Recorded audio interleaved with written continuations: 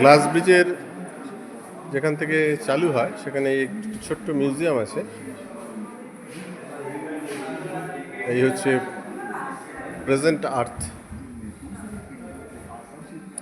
এবং এর আগে পৃথিবীর বিভিন্ন ধরনের আকার, তাই নিয়ে এই গ্লোবগুলি।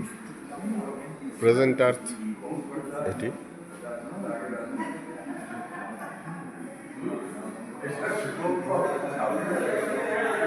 এবং এই বিভিন্ন জায়গার পৃথিবীর একটা রূপ।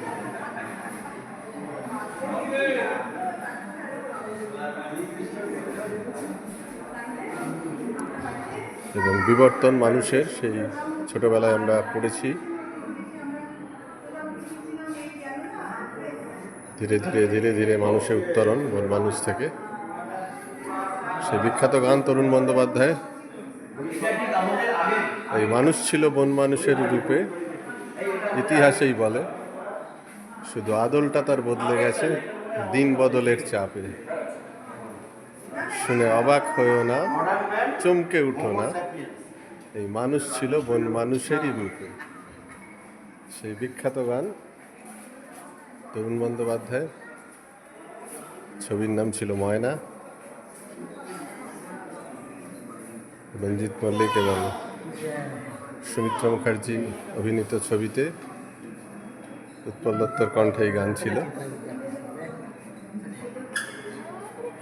এবং বিভিন্ন ধরনের জীবজন্তুর রেপ্লিকা দিয়ে একটি ছোট্ট মিউজিয়াম, মিনিট 10